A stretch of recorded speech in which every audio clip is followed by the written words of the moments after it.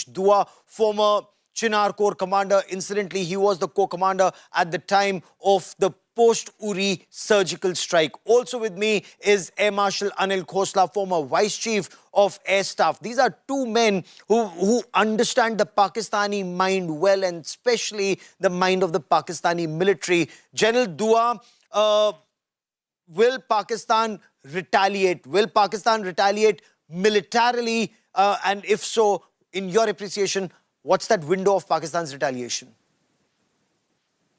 Gaurav, allow me 10 seconds to say, before I answer you, to say that it fills me with immense professional pride as to what India has achieved today with all these strikes. The Prime Minister announced to the world that we will get at the terrorists and also their backers and the terror ecosystem. And having seen the earlier surgical strike and the Pulwama, the precision airstrike, I think that message has been well delivered. Coming now to your question. Since India has actually struck at the terror ecosystem, as Prime Minister announced, and you pointed out in great detail over the last 10 minutes. So, not repeating all that, but the fact of the matter is that we have struck only at terrorist headquarters, their training hubs, and other hubs, all told. So, Pakistan has already begun by heating up the LOC. That's something that they always do. They've already started. We've had sad loss of 9 civilian casualties, including a woman and 2 children in Punch Rajouri area. That they've started. But they don't have we don't have terrorist camps here for them to strike. So what will they strike at? Surely their only targets will be military installations nearby. That means close to the LOC, as they did after Balakot strikes. However ineffective they were, they tried to target some military installations very close to the LOC. So those are the targets that they are likely to hit at present. But India is very well prepared for such a response. You know, such contingencies are always worked out. Whenever these war rooms, you see these discussions taking place. Some of them you don't even see, but some we've been reporting. You have been reporting for the last 10 days or more. So all contingencies are being worked out. We always say these are the options, and then what will happen, what can happen, what can be the consequence, and how are we prepared for that. Fair enough. General, give me a moment, because I want our viewers to take a look at some videos that India Today reported from ground zero in Muridke. That's right. The year was 2010. And I want you to look at a video that we are about to put out on your television screens for you, where you will see India Today reporting from the terror central, from the headquarters of Lashkar-e-Taiba in Muridke. That is the Lashkar-e-Taiba headquarters. India Today was right there in 2010, barely 2 years after 26/11 Mumbai terror attacks. This is Terror Central. We were reporting from ground zero. As you get into that lane in Muridke and you enter, that's the Lashkar-e-Taiba headquarters. And 2010, we were reporting from there. The mastermind of 26/11 Mumbai terror attacks. You will see that's behind that red. Look at those armed men who are protecting Hafiz Muhammad Saeed. There is no, they claim it's a madrasa, but it's a terror training camp in Pakistan. We've been reporting that story. Air Marshal Khosla, the entire world knew that was Terror Central. Why is it that it's only in 2025 after Pahalgam that Terror Central has been targeted? Lashkar-e-Taiba headquarters at Muridke and Jaish-e-Mohammed headquarters at Bahawalpur. Why not earlier? What makes this strike very different, sir? Gaurav, the answer to your question is very, very simple. This time they really crossed a red line. And the red line was, they have attacked innocent tourist civilians, unarmed, in front of their wives and children. Really a heinous act. And the patience of Indian military, Indian decision makers, India as a country, Indian citizens has totally run out. And that is why, if you see, like we are given enough chance to Pakistan to mend its ways, we went escalatory slowly after every event. Even Balakot, only one target was attacked. In this case, 9 have been attacked, which is a very, very clear-cut message that we have finished now with this cat and mouse game. And if you don't mend your ways, we are going to come in a big way, and we have the capability and we have the resolve now. The whole country is united, and we are going to come for you. That is a big message, and that is why this, as the general said, the ecosystem has been attacked. 9 targets, out of which 2 are the headquarters. Then quite a few are very, very important training centers for jungle training, survival training, suicide bomber training, and also launch pads, which they vacate in any case after any trigger event. So it's a mix of targets, and the message is very, very clear. Okay. Will this message be read loud and clear by General Asim Munir, Sandeep? If you were to read the jihadi general's mind, a sane general would realize conventionally Indian Army is far superior. This is not a reason to escalate it to a nuclear threshold. Does he have an option to escalate, or he doesn't have an option to escalate? What would Asim Munir be doing? What would those jihadi generals at General Headquarters Rawalpindi be doing? To go into their jihadi mindset, Gaurav, would be to look at a very unpredictable set of military people. And these military officers of Pakistan who basically planned and executed the Pahalgam attack, that massacre, which was one of the stupidest things to do, because for the first time, Gaurav, let's remember, in all these decades of terrorism, Pakistan-sponsored terrorism, this is the first time that the Pakistan military and the Pakistan army chief is being called out for a terror strike. It's never happened before. Yes. Not even in the times of General Pervez Musharraf, the man who planned Kargil and possibly even 26/11 Mumbai. This is the first time that the Pakistan military is being called out for a terror strike. So that is another red line that's been crossed, Gaurav. And to go into his mind, Gaurav, unpredictable as ever. It remains to be seen whether he has the ammunition, he has the resolve to take that escalation ladder that we have shown him. Or does he realize that we are now more unpredictable than he is? Not even in his wildest dreams would he have thought that India will hit 9 targets across POJK and Bahawalpur and Muridke. 400 kilometers 400 across kilometers. Pakistan. Absolutely. Gaurav, And it could have been to southern wider. Punjab. You're looking at a full swath of territory that has been targeted. So, like you said, the unpredictability is on our side as well. So he must be deeply psyched by what he's been seeing. Because he over the doesn't last know what couple we of can hours. do next. Exactly. He doesn't know what the we next can do next. And next steps of the escalation ladder. And next step, because we are on top of that escalation ladder, and I have 2 military experts who will tell us that, because the Indian Navy ships are already in the North Arabian Sea. And then there are a couple of aces up India's sleeve, which he does not know about. And he is no longer friends with his other neighbor across either Afghanistan or Iran. But unlike in the past, why is this counter-terror measure taken by India unprecedented? I want you to take a look at that. Operation Sindoor was technologically extremely robust, expansive, over 400 kilometers from north to south. The mission was an air-to-ground operation involving the deployment of all assets, multi-domain operation, air, sea, land-based assets. For air, fully equipped Rafale Omni-Role fighter jets of the Indian Air Force operating from deep within the Indian territory. They didn't cross the LC like in Balakot, as in the Mirage 2000s did. Then we didn't have the Rafales in 2019, sadly, but supported by the Su-30 MKIs, the air dominance fighters, the Mirage 2000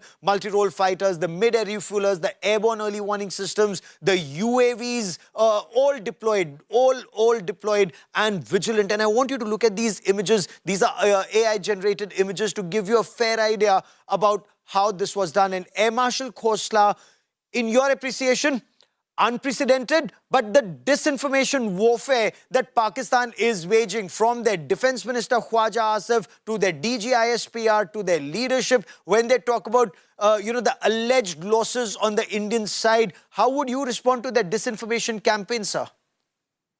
Yeah, so disinformation campaign is and propaganda is a part of warfare these days. And DSPR has been very, very active in earlier cases also. And but the only issue is, like they say, nakal ke liye akal chahiye. They've been doing it without, applying their mind and then keep backtracking. Balakot, it happened in one day. They backtracked their 3 of their statements. This time also, if you see, they have been backtracking, making some statements and backtracking. And people realize that, they're just making a fool out of themselves and them. So this is a part of this thing. Gaurav, just allow me 1 minute to the earlier issue, which was a very, very important issue, which you covered, the mindset of the army chief.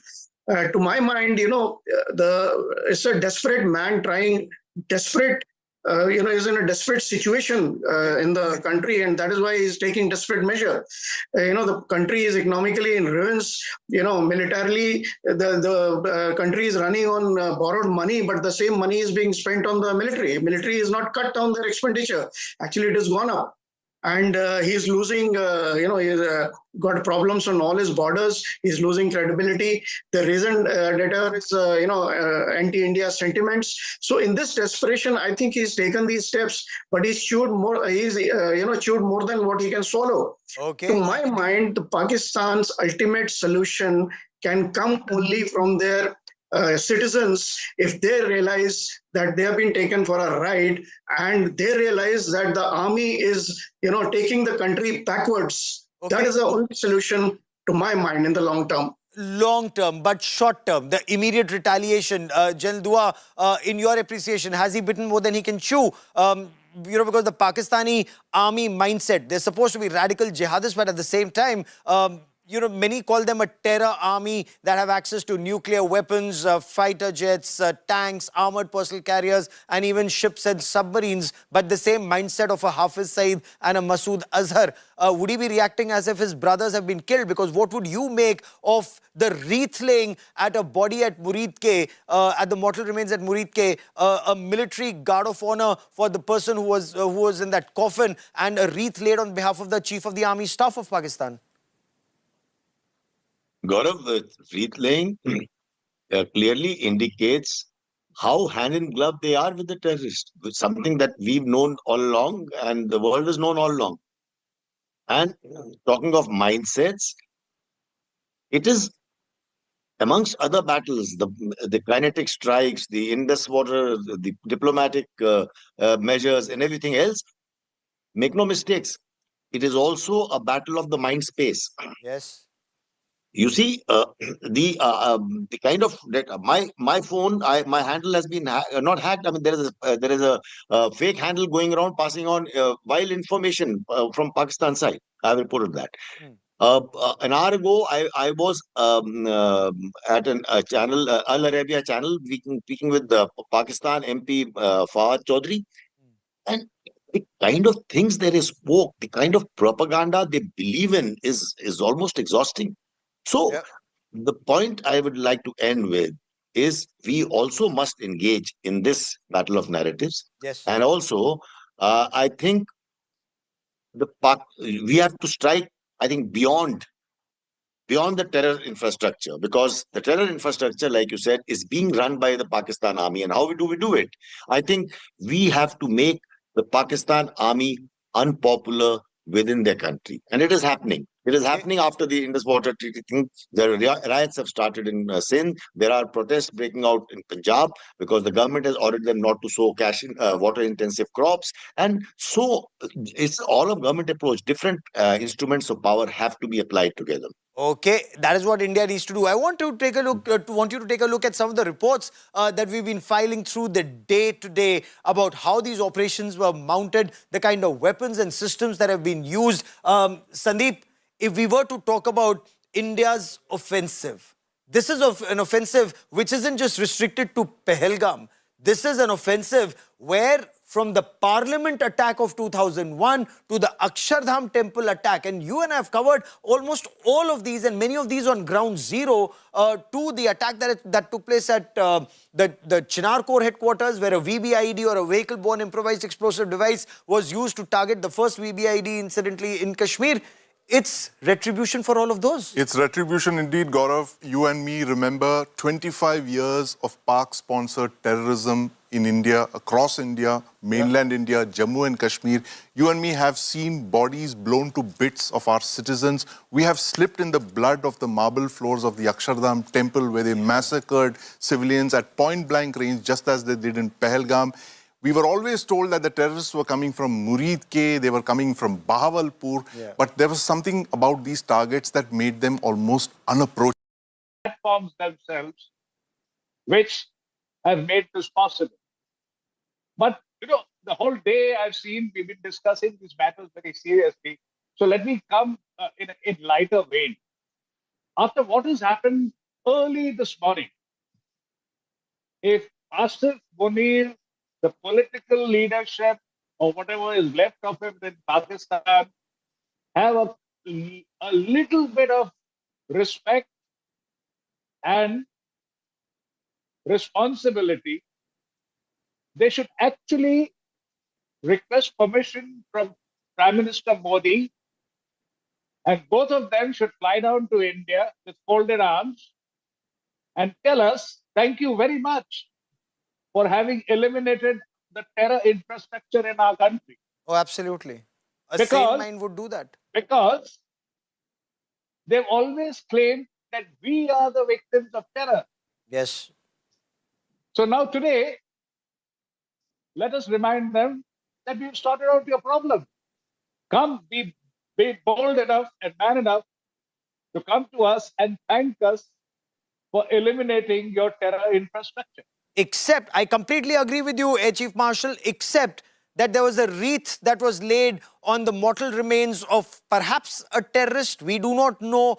One body which was, the entire Pakistan Army, deployment there. There were men in uniform, General Malik, who were lifting that coffin, and there were wreaths that were being laid on behalf of the Corps Commander, the GOC, and the Chief of the Army Staff. And what would that indicate if somebody has died in Muridke in an Indian missile strike and the Chief of the Army Staff lays a wreath? What is the signal there? And if I may, you said that they will retaliate. In what form is, in your understanding, sir, would that retaliation be? Gaurav, if you recall, Pervez Musharraf had, in one of the interviews, he had said that these are my children. Yes. He used the word children as far as these terrorist organizations of Lashkar-e-Taiba and Jaish-e-Mohammed are concerned. So I'm not surprised that the Pakistan Army and its brass has gone to Muridke to lay the wreath. That should be expected. Now, so as far as the retaliation is concerned, I don't think, we don't have any terrorist camps. Yes. So if they want to hit anywhere in India, it will either be a civilian asset that we have got, some important economic asset, or it could be Pakistan, Indian Army asset somewhere. But then when they do that, they will also have to realize that we will be further retaliating from our side and with a stronger mission on their side. But as I said, if they stop it, nothing like it, it will be good for both countries. But if they don't, we should be prepared for the worst. And in your appreciation, Air Chief Marshal Major, are we on top of that escalation ladder that is often spoken of when it comes to conventional or sub-conventional warfare? They use terror as an instrument of state policy. So, they could send 10 more terrorists and target civilians in our country once again. But the cost for us, if we were to once again employ or deploy the kind of resources India did, again, is he bleeding us by this low-cost terror war? If any sense prevails in them, they must lie low. Because in case they think or even dream of retaliating this strike on their 9 targets early this morning, they're asking for huge trouble. Because don't forget one thing, that before the strike on those 9 targets are carried out, the retaliatory ladder was already addressed in the planning of striking these 9. Yes. So it doesn't mean that we've just hit those 9 targets and we are relaxed at home. No. The entire armed forces are on high alert. The paramilitary forces are on high alert. And they dare not, if they have any wisdom left in them, they dare not retaliate. Because this retaliation will probably not just cost them a few, very valued targets, but it might ruin that country forever and ever. Forever and ever, you say. I mean, those are very strong words. General Malik, would the Pakistani retaliation, since all your lives you wargame this, would it be restricted to cross-border or cross-LC hotting up of the line of control, use of medium artillery, 155 mm howitzers? And if I may, before the Ramzan ceasefire and after Kargil war, you had carried out punitive strikes against the Pakistani army along the LC. And if I remember correctly, that time even in the Leh-Ladakh sector, doesn't that bleed Pakistan even more? Look, firstly, I totally agree with what Air Chief Marshal Fari Major has said just now, that there will be a very strong retaliation. And it is good for them to realize, for the Pakistan army to realize that. But then I don't consider Pakistan army and its present leader to be very rational in thinking. That's the unfortunate part. Having said that, yes, whatever is already going on along the line of control, that is one kind of retaliation which is they're taking. And they might hit some more villages on our side of the line of control, or even international border in the Jammu-Kathua sector. That is also a possibility. I'm also reminded of post-Kargil war. Yes. For one year almost, they made full use of whatever sleeping cells that they had on our side to cause a considerable amount of terrorist activity in Doda, Kishtwar, etc. And so that also cannot be ruled out. We have to be alert both along the line of control, international border, as well as inside.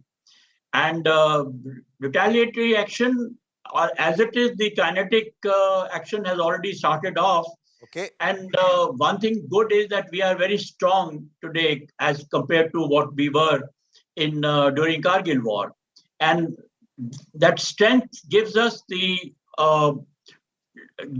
ability to control escalation, to be able to dominate escalation. So we dominate that escalation ladder, and I'd love to have both of you back on this debate in the coming days on the escalation ladder, specifically on the rungs of the escalation ladder and how we dominate it. I've run out of time on this part of the debate, but always such a privilege to have you on this broadcast, General Malik and Air Chief Marshal Fali Major. Learned so much from you, during Op Vijay, and of course during 26/11 Mumbai terror attacks, and subsequently on air operations and more. That is all that I have for you on this special broadcast of India First.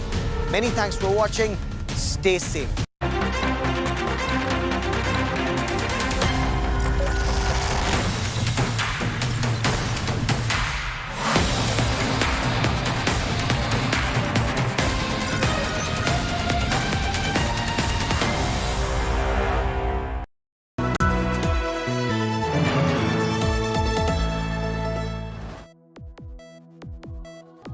Detox teas cleanse your organs. Microwaving destroys nutrients. Cracking knuckles causes arthritis. Well, your feed is full of myths in your kitchens, a lab of unproven remedies. But what's the fact?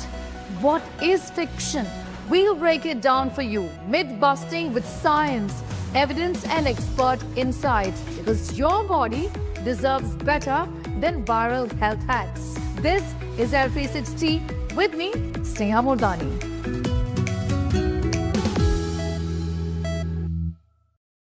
So sorry.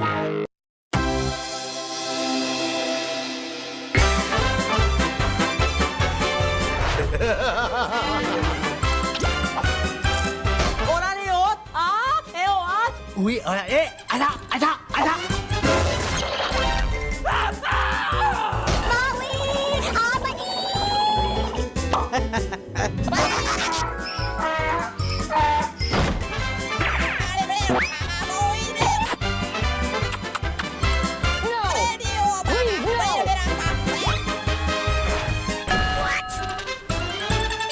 Maya, oh.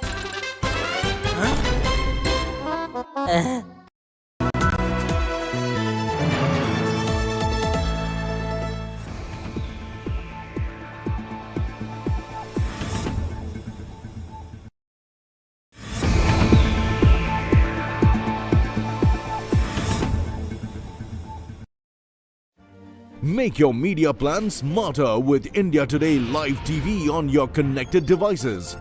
Amplify your brand with 100 million smart internet viewers. To advertise, mail us at sales@aajtak.com. Oh, sorry.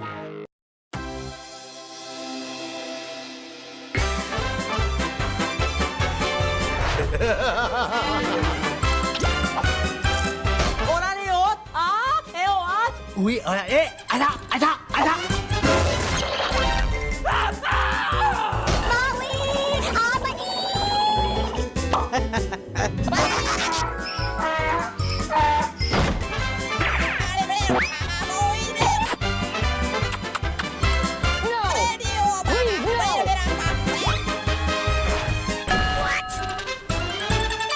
Maya, oh.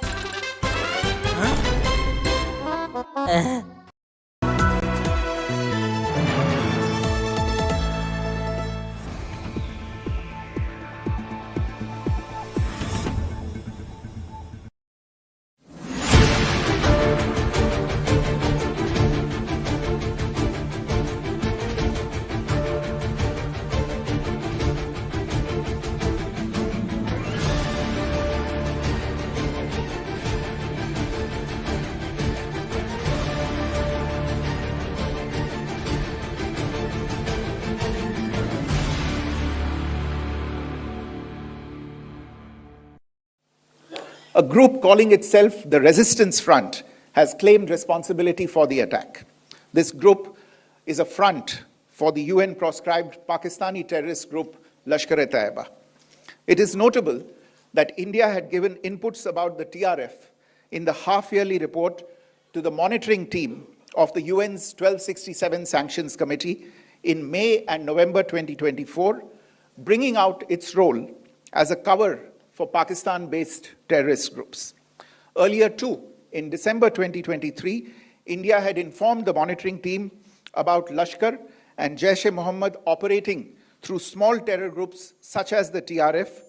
Pakistan's pressure to remove references to TRF in the April 25 UN Security Council press statement is notable in this regard.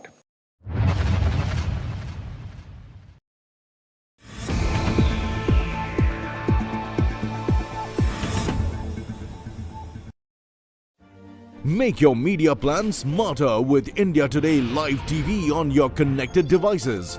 Amplify your brand with 100 million smart internet viewers. To advertise, mail us at sales@aajtak.com.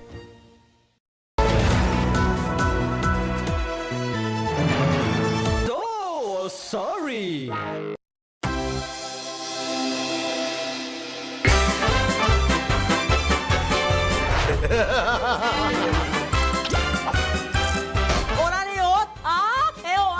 Uy, ada.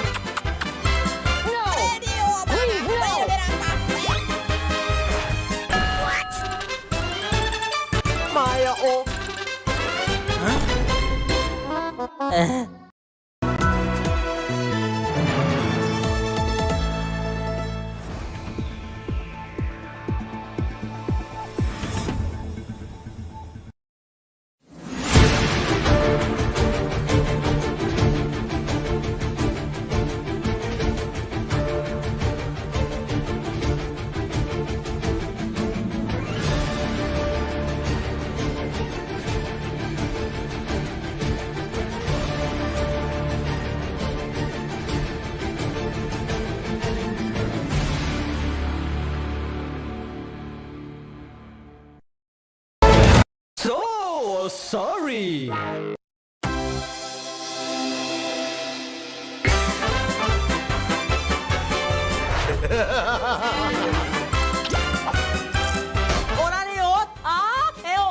Ui,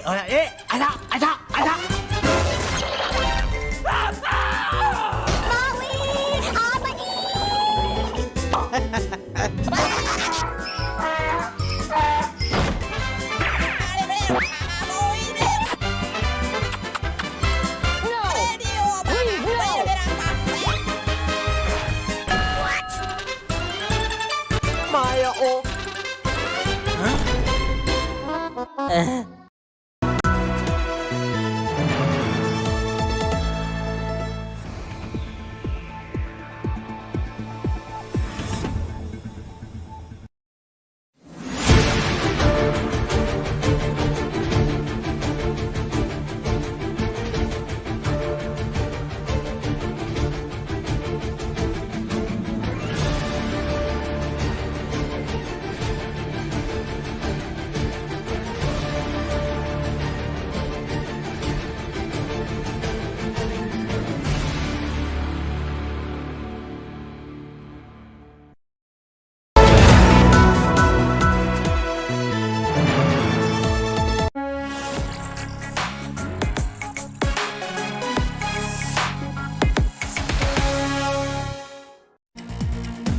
Good evening, hello and welcome. You're with the news today on this big news day where India's mission to crush Pakistan-based terror has taken a major step forward. Operation Sindoor has targeted the headquarters of the Jaish-e-Mohammed and the Lashkar-e-Toiba. And that in itself has sent a powerful message to Rawalpindi and the Pakistan headquarters. How is this all going to play up? Will we see a de-escalation? What's the message sent out by India's Operation Sindoor?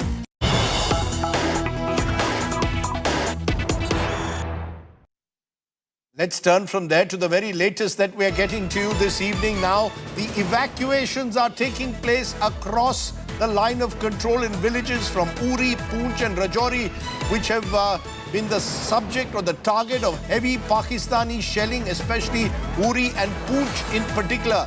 In fact, Poonch is where at least a dozen casualties have been reported.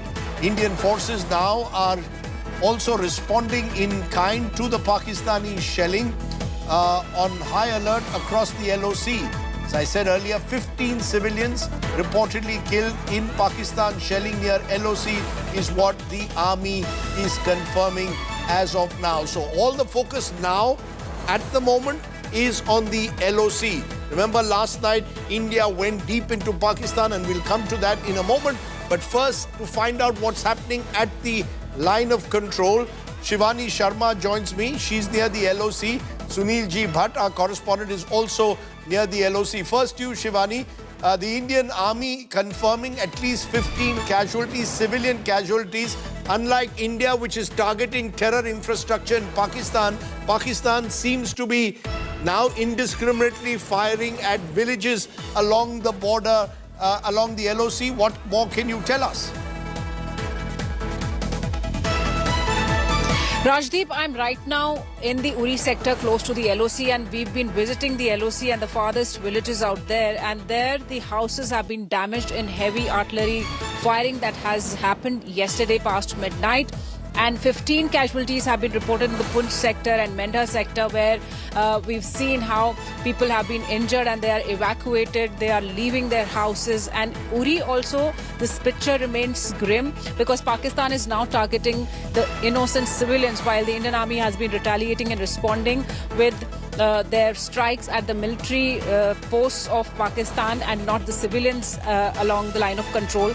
So now Pakistan seems to be perturbed after the strikes happened yesterday, and Operation Sindoor is a successful operation where 9 precision strikes happened, but the aftermath seems to be worrying the people along the line of control because there Pakistan started heavy artillery firing yesterday. Remember, for 12 days it was also violating the ceasefire with small arms, but yesterday it started heavy artillery firing. So there's a sense of worry in the people here in Uri sector too, and the alerts are on a high.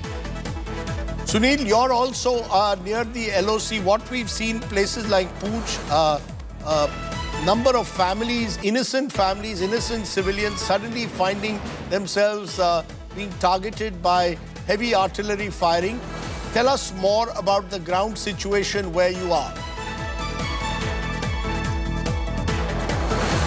Rajdeep, right now I am in Poonch district of Jammu and Kashmir, and Poonch district is the worst affected because Pakistan resorted to heavy shelling since hours, and people are facing the brunt of Pakistani shelling. A rattled Pakistan is targeting innocent people, not just near the line of control, but even in Poonch city. Rajdeep, people living in Poonch city have been targeted, and I visited Poonch district and I have filed ground reports from there. Most of the city is empty, people have fled, and the town wears a deserted look. It's a curfew-like situation. Many houses have been damaged due to Pakistani shelling.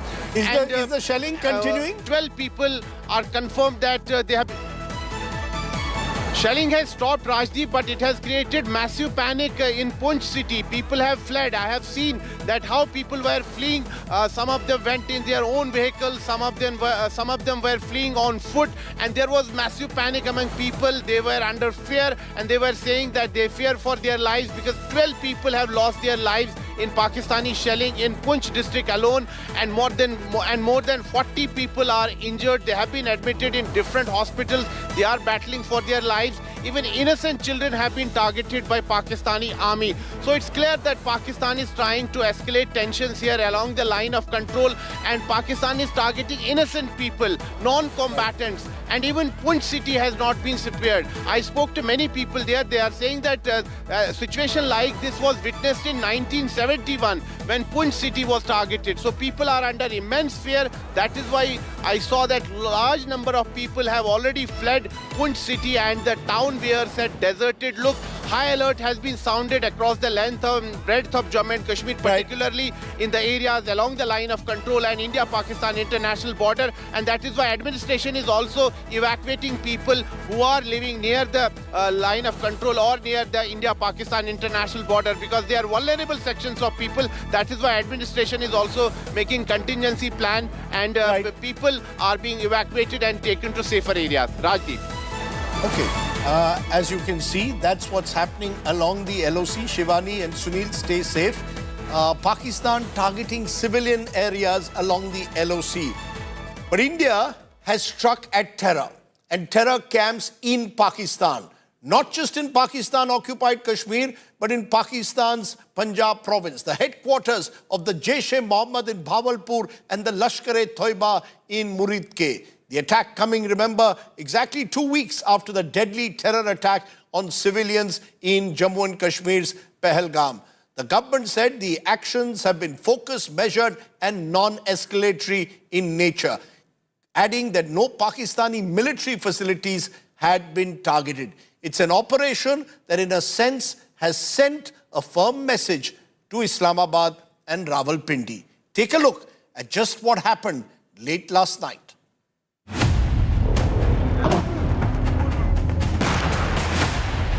India avenges terror.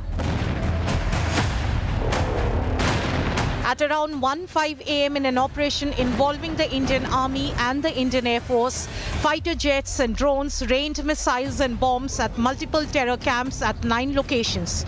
5 in Pakistan-occupied Kashmir and 4 in Pakistan. In terms of scale and significance, the mission, codenamed Operation Sindoor, was the biggest since 1971 war. Much higher in the escalatory ladder compared with 2019 Balakot bombing. Operation Sindoor targeted terror outfits that were behind Parliament attack, 26/11 Mumbai attacks and the most recent Pahalgam massacre. Among the 9 locations hit were Bahawalpur, the base of Maulana Masood Azhar's Jaish-e-Mohammed, and Muridke, the headquarters of Hafiz Saeed's Lashkar-e-Taiba. Muzaffarabad and Bhimber had previously been identified by Indian security agencies as transit and logistic points for infiltration into Kashmir.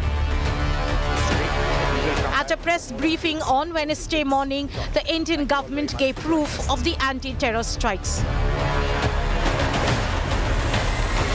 Operation Sindoor 22 April को पहलगाम में हुए विभत्स आतंकवादी हमले के शिकार मासूम नागरिकों व उनके परिवारों को न्याय देने के लिए लॉन्च किया गया था। इस कार्रवाई में 9 टेररिस्ट कैंप्स को टारगेट किया गया और पूरी तरह से इसे बर्बाद किया गया। No military establishments were targeted. India has demonstrated considerable restraint in its response.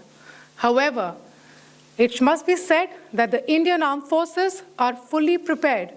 The operation that started around 1:05 a.m. ended at 1:30 a.m., lasting 25 minutes. At 1:57 a.m., Pakistan confirmed the Indian attack. By 2:40 a.m., Pakistan began its retaliation, violating the ceasefire on the line of control. While the operation was extensive, no Pakistani military installations were targeted. India exercised its right to respond and preempt, as well as deter more such cross-border attacks. These actions were measured, non-escalatory, proportionate, and responsible. India has sent out a strong message. Terror will not go unpunished. The ball is now in Pakistan's court. Will they learn their lesson or attempt another misadventure? Bureau Report, India Today.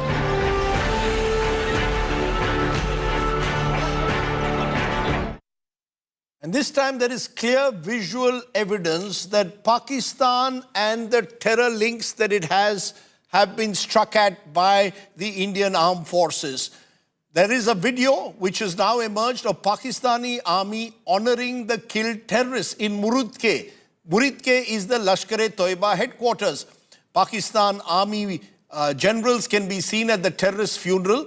The soldiers are carrying coffins. The funeral of terrorists Qari Abdul, Khalid and Mudassir in Muridke was led by a Lashkar terrorist. That's the significance of this. Hafiz Abdul Rauf and several members of the civil bureaucracy stood there in attendance. In fact, there is a wreath placed by the Chief of Army Staff for the Muridke terrorists. So clearly, this has struck at the hub of terrorists in Muridke at the Lashkar headquarters. And remember, as I said earlier, Masood Azhar has also admitted through a statement issued from his office that at least 10 members of his relatives and 4 key associates have died in the Indian strike. What does all of this mean? How should we interpret Operation Sindoor? Are we now on an escalatory ladder? Those are the questions I want to pose. Joining me now, Colonel Ajay Shukla, Consulting Editor, Strategic Affairs and a Strategic Affairs Analyst. Lieutenant General Rakesh Sharma joins me, former Adjutant General. KC Singh, former Secretary, Ministry of External Affairs. Air Marshal BPS Rana is with us as well. And we'll be joined by other guests right through, including former Chiefs of Staff. I appreciate all of you joining us on the show today. I want to come to you, Lieutenant General Rakesh Sharma. What's your big takeaway from what has happened in the last 24 hours, purely in military terms? How significant is Operation Sindoor, the fact that we went all the way into Bahawalpur and Muridke and targeted terror camps? Thank you, Rajdeep, for inviting me. The first and foremost is that we broke the glass ceiling. We crossed the Rubicon of hitting Punjab for the first time from 1971. We have been targeting POK over a long period of time, but hitting Punjab, which is the heartland of the Pakistan army, is also the heartland of Pakistan in Sialkot, in Bahawalpur, and in Muridke. All three places would have hurt Pakistan psychologically. It would have affected tremendously. That's one major issue. Second is that we have made sure that there is an escalation dominance. We did not do general mobilization. We did not order leave to be cancelled largely. And we carried out all these operations, giving clear indication that we have no intention of escalation to conventional war. So that became a clear hindrance to Pakistan in planning their operations thereafter. And third issue, which major one, is that there is now a ceasefire violation. The ceasefire, which was standing for last couple of years, is deemed as dead, and that's what the issue which now Pakistan is taking advantage of, which your correspondents, Shamani and all, were talking just now. So the fact of the matter is that there is a ceasefire violation. There are 600 kilometers of villages all along the line of control, right up to Samba, opposite Samba, which are targetable. It's not Poonch, Uri, and Titwal alone, but there are areas of Nashera, of Joria, of areas of Katwa. So, there's a vast variety, large number of people who are tilling other side of the line of the fence. And these are becoming now areas. And the LG today morning ordered these people to be withdrawn. Sorry? Right. And no, I get your sense. You made a very important point there about the first time we've broken a kind of Rubicon when we've gone into Punjab since 1971, when we've targeted Muridke and Bahawalpur. Ajay Shukla, do you believe that that is the big significance we've shown using missile technology, using our air power as well as military power to send out a message that we can do precise targeting? When I look at that statement of the that was issued last night by the government of India, it was very clear that these were measured, de-escalatory and focused targeted attacks.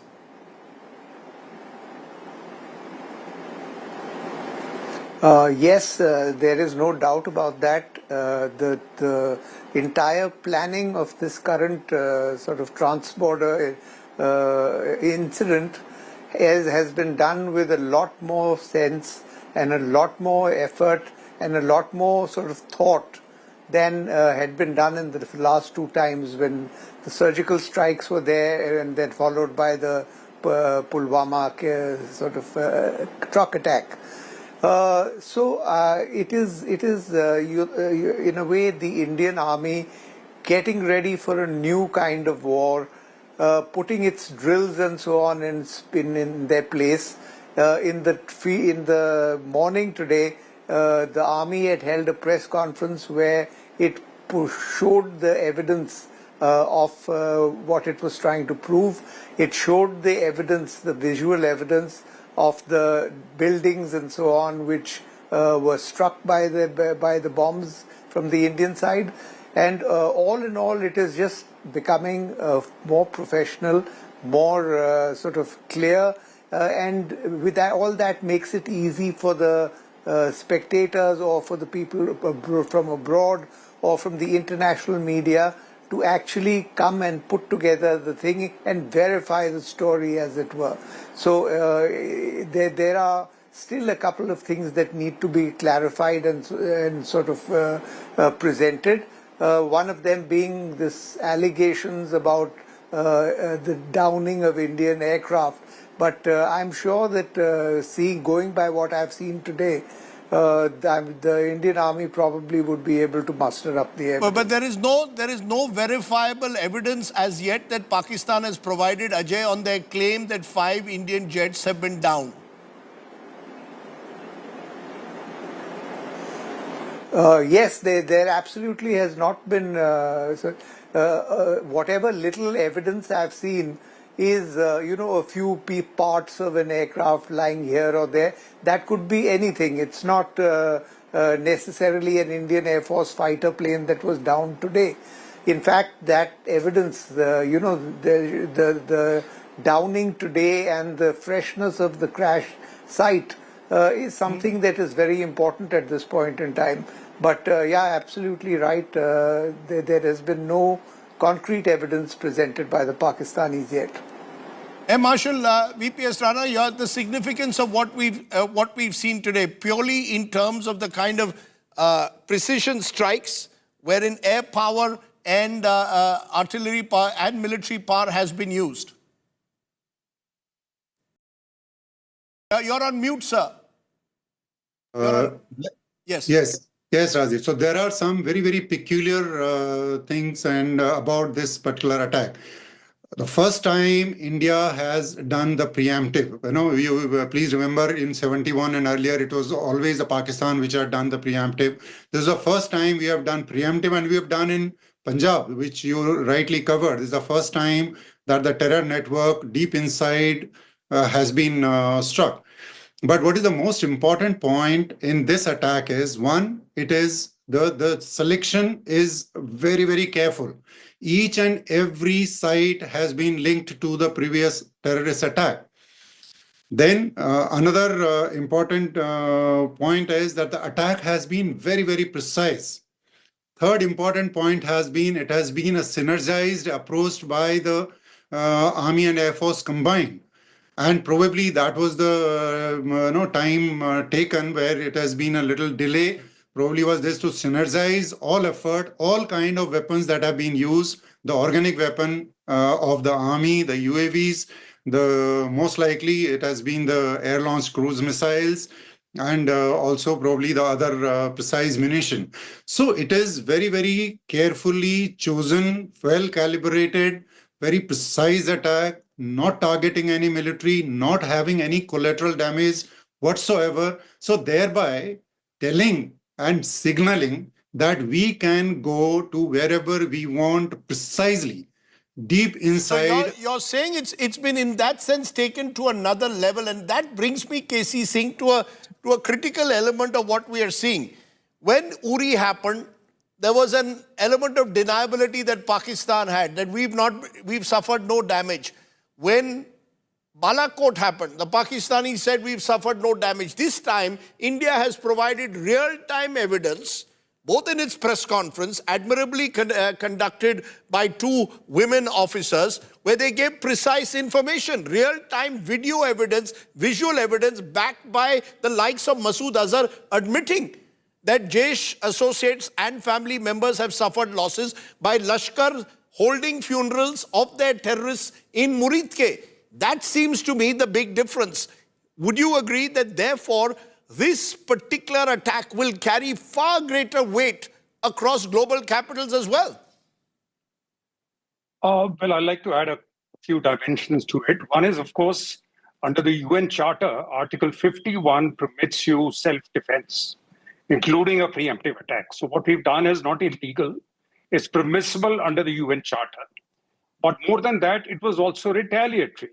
And that's what Prime Minister said in his speech, that we will hunt these guys who have done what they have done in Pahalgam. So it's not just a preemptive attack, it's also a retaliatory attack. But you're absolutely right. Going into Punjab and to the headquarters of Jaish and Lashkar, it's always been thought of, always, I think, after 26/11. Probably it was considered, then the Americans stepped in because they were still in Afghanistan. We didn't do it. But the other, elephant in the room is the nuclear capability of Pakistan.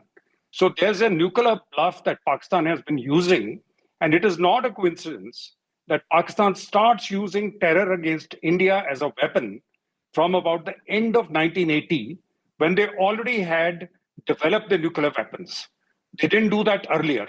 So the two things go together. And that's why about a week ago, when I'd written a piece and I said, before we go after the headquarters of these groups, we need a good missile defense.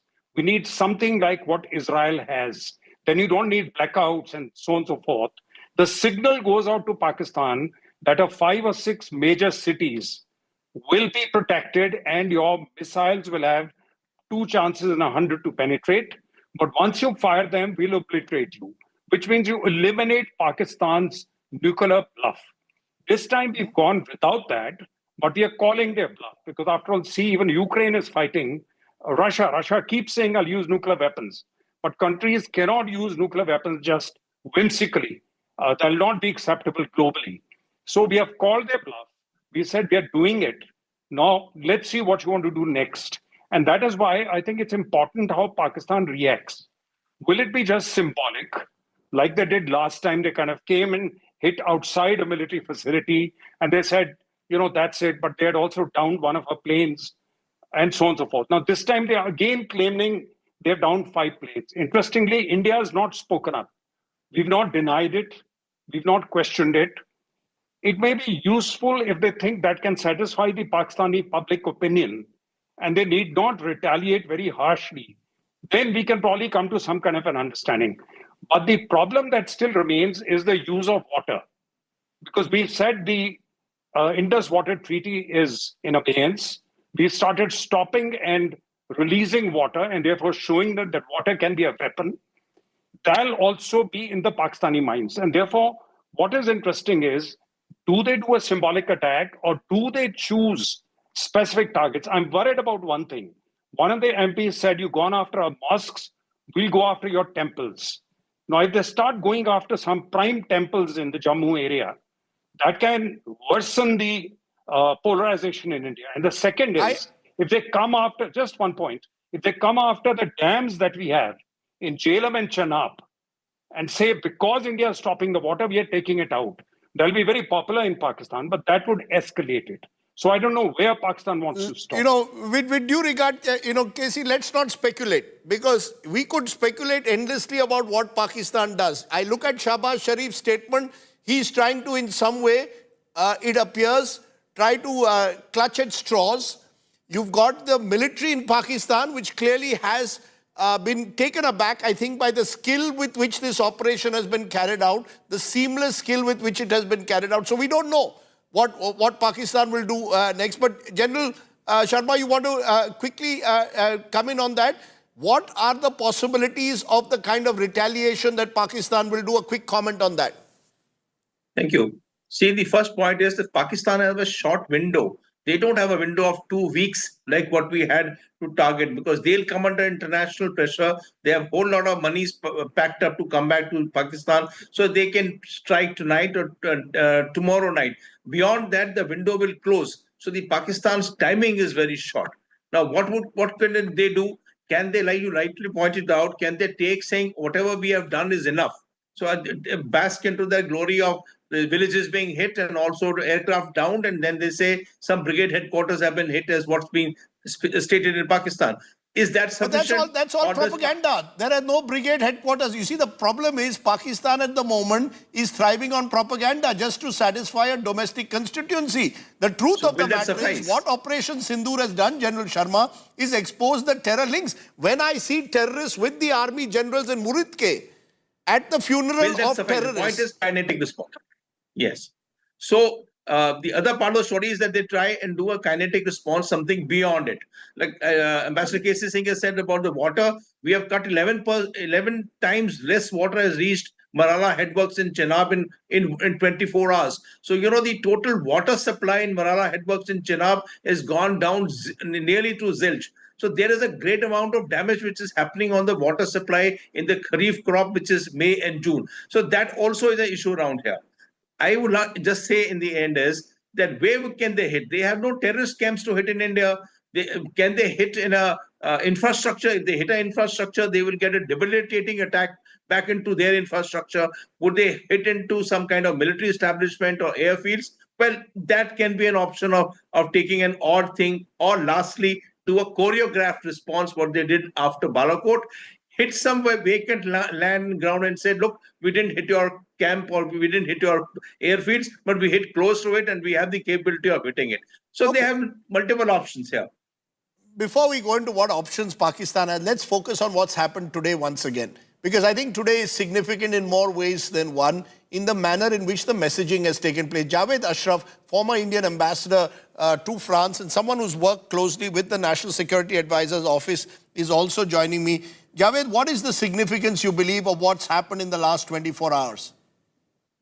Well, I think it is enormous. First of all, it is not a surprise given the kind of clarity with which the Prime Minister has repeatedly drawn the line on the objectives of our retaliation, and given the fact that over the last few years, our increasingly aggressive posture on counter-terrorism hasn't deterred Pakistan from persisting with the campaign of terrorism against India. So this was, in a sense, expected. Muridke and Bahawalpur are extremely important for all of us who have followed terrorism from Pakistan. Know that these are the two major nurseries of terrorism.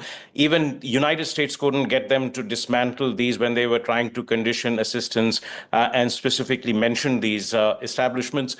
So going after these two, in addition to the 7, is a hugely symbolic and a real measure of showing that we are capable of going beyond anticipated and war-gamed responses to Pakistan's persisting campaign of terrorism against India.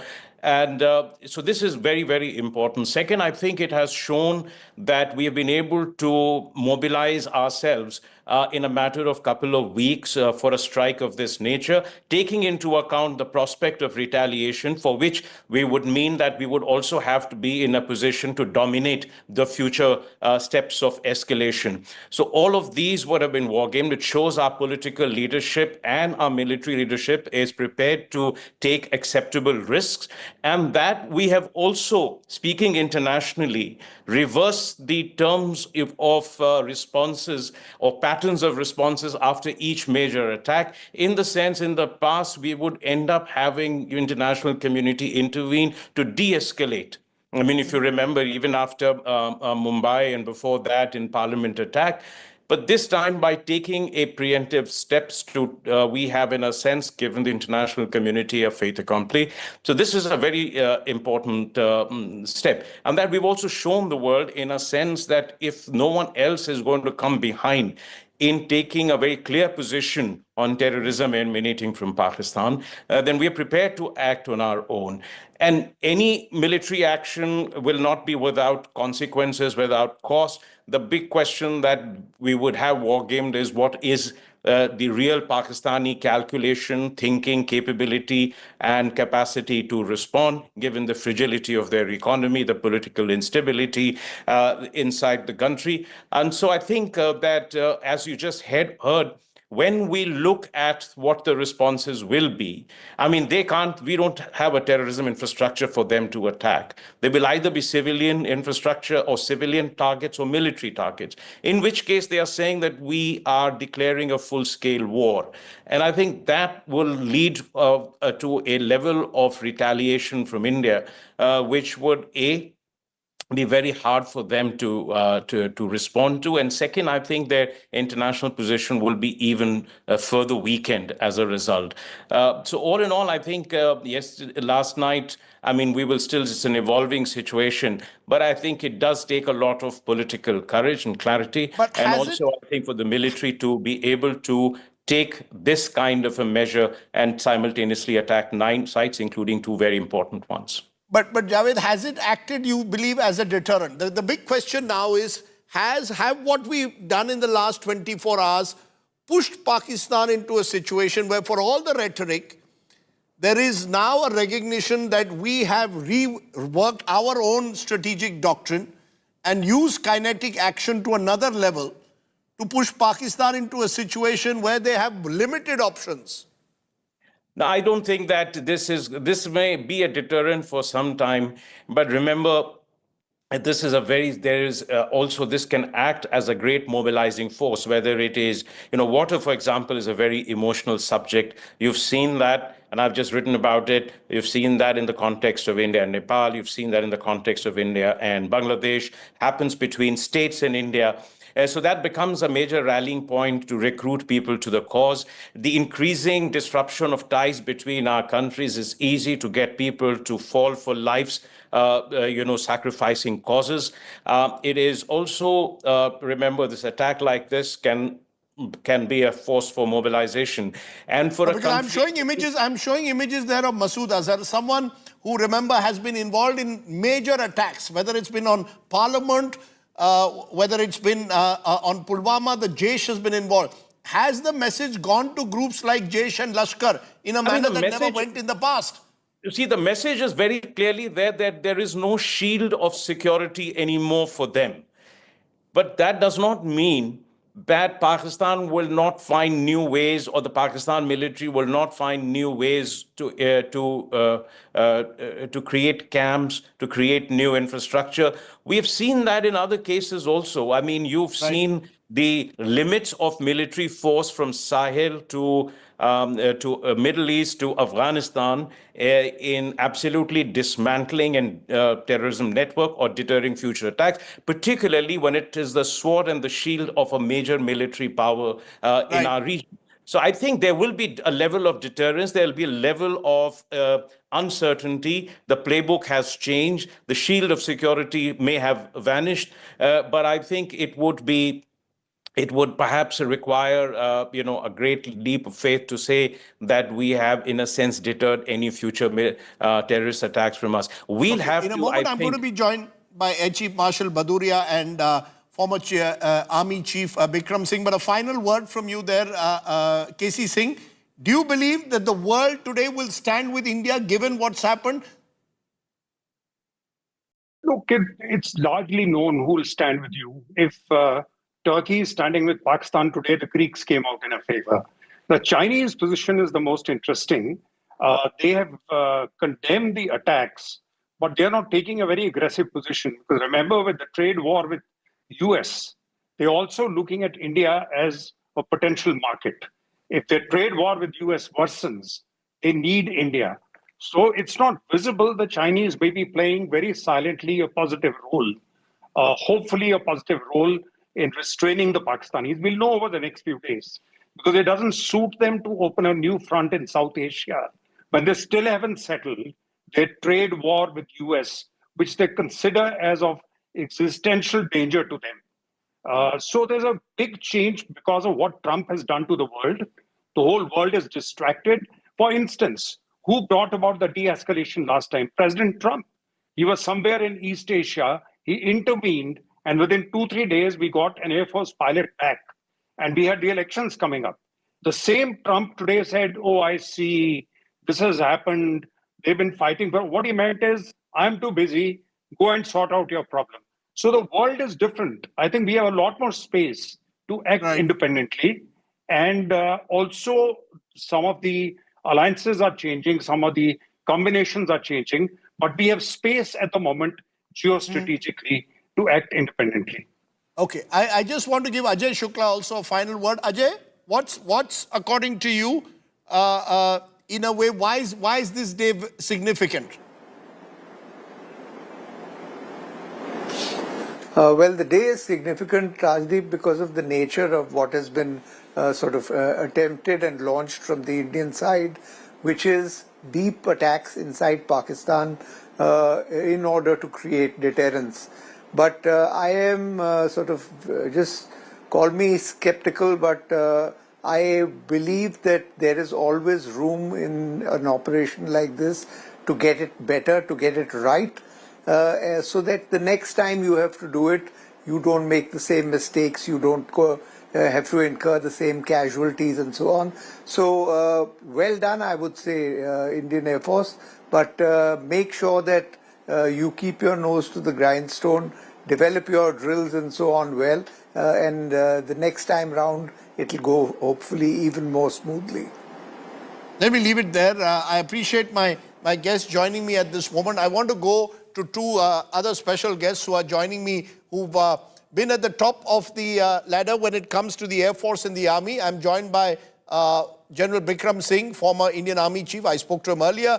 And Air Chief Marshal R.K.S. Bhadoria, who joins me live, former IAF Chief, was in charge till not too long ago.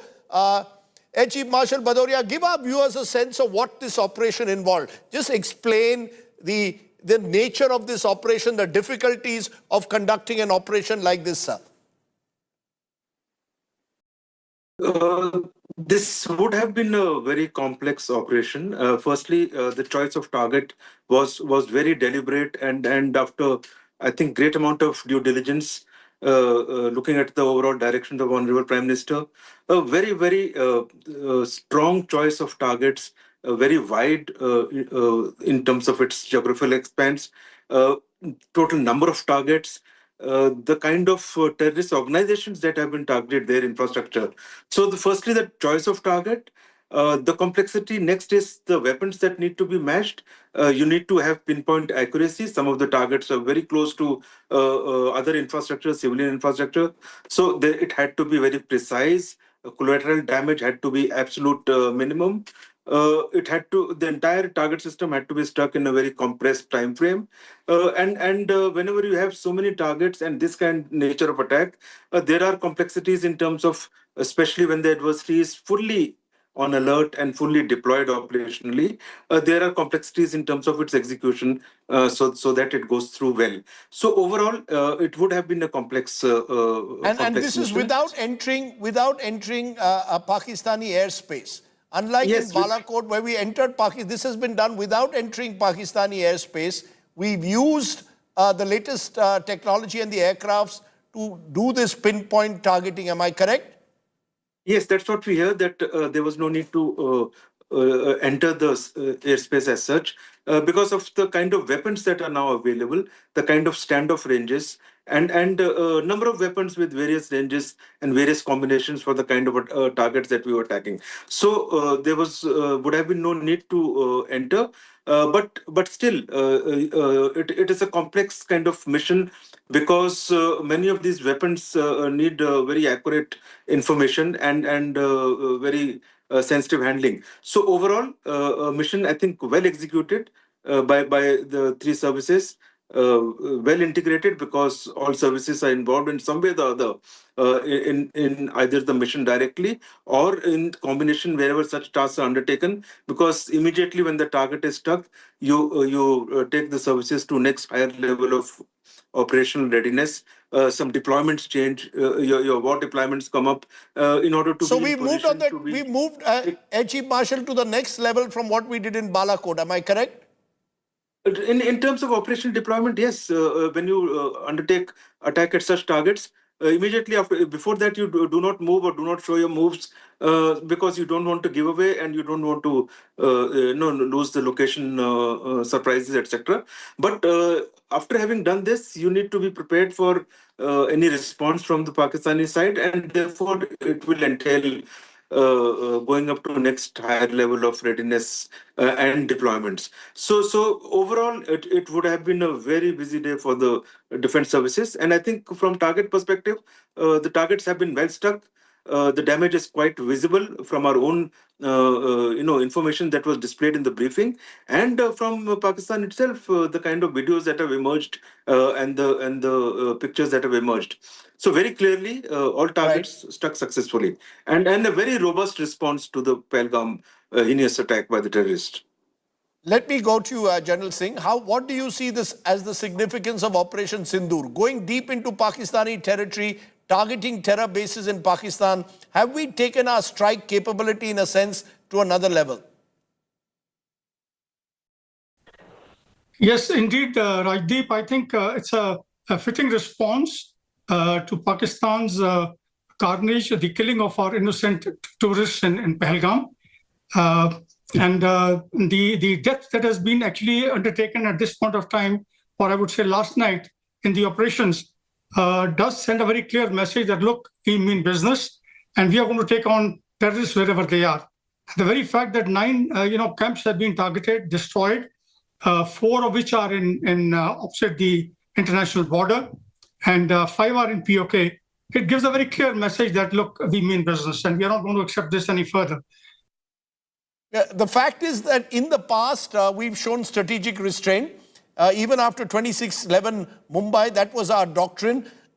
Since then, we've had Uri, Pulwama, now Pahalgam, and the approach seems to be gradually calibrated to have a more kinetic action. Have we seen, therefore, in your view, a completely changed policy direction when it comes to tackling Pakistan-based terror? And every time a terror strike happens, India now is on an escalatory spiral with Pakistan.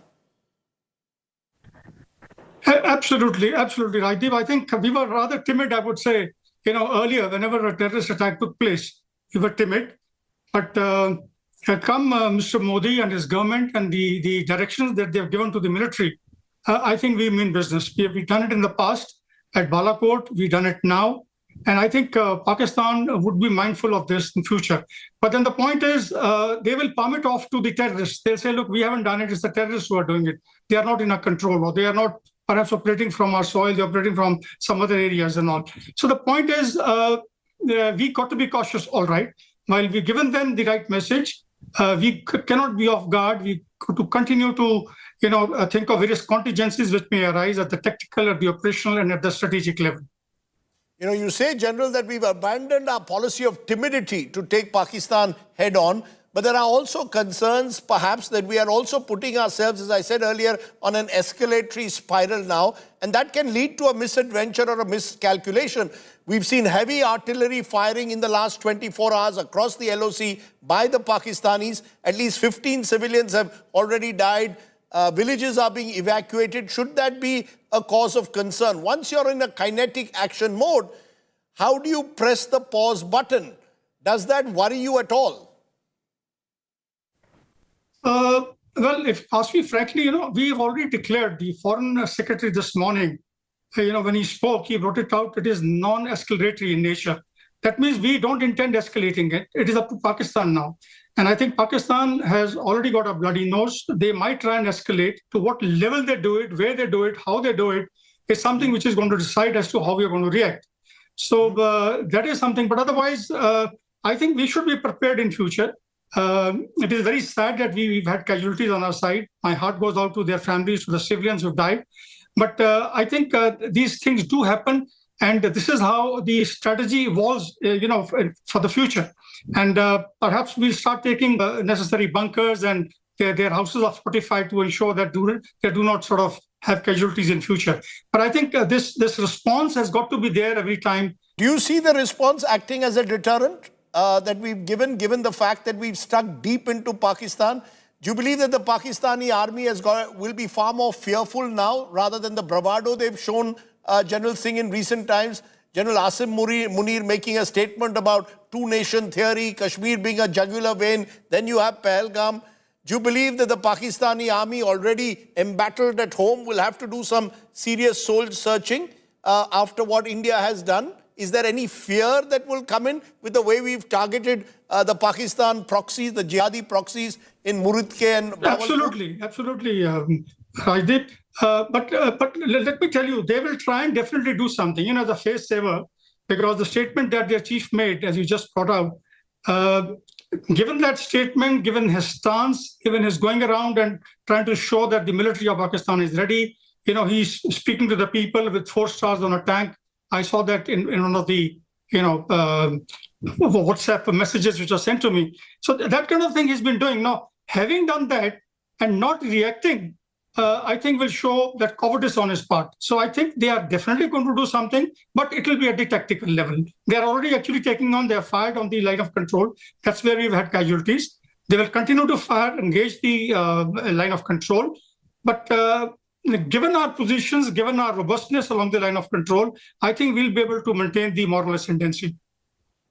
Chief Marshal Bhadoria, do you believe also that what we've done will act as a deterrent to Pakistan, or do you believe that the Pakistani army is desperate enough, the armed forces and the army chief, General Asim Munir, desperate enough to carry on some kind of an escalatory spiral? Is that a genuine fear?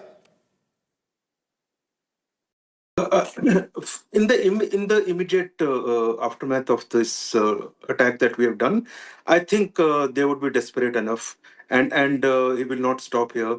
They would act irrationally in all probability, and there would be, like General Bikram Singh said, an element of response from their side. If there is some sense of rationality, the response should be measured, reasonably calibrated, but they would respond for sure.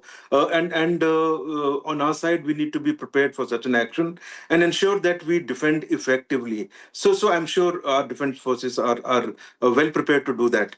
But in the long run, I think, Rajdeep, for an act like Pahalgam, it was really, really important to do this kind of action and a very robust response, because a very clear message needed to go, which has gone, that it cannot be accepted.